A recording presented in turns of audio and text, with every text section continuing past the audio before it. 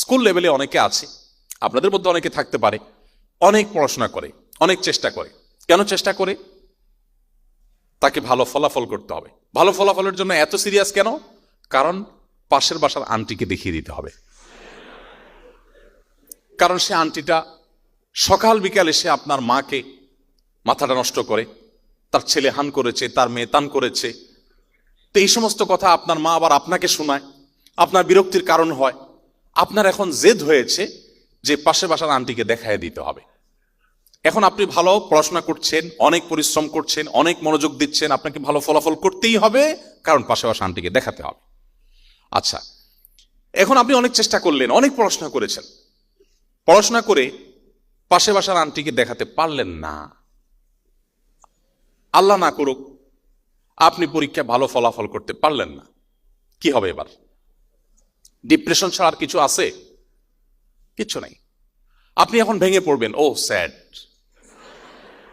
কি হলো, আমি এখন বাসায় যাব কিভাবে, মায়ের কাছে মুখ দেখাবো কিভাবে, আমার মাই বা পাশাপাশি আন্টির কাছে মুখ দেখাবে কিভাবে, এই চিন্তা আপনি শেষ হয়ে যাবেন। প্রতি বছর আমাদের এসএসসি এবং এইচএসসি পরীক্ষার পর অনেক ছেলেমেয়েরা আত্মহরণের পথ বেছে নেয়।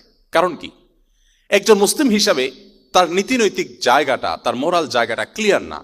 সে কেন পড়ছে, সে কেন ভালো ফলাফল করার চেষ্টা করছে, এই প্রশ্নের সঠিক এবং সদুত্তর সে নিজেকে নিজে দিতে পারেনি।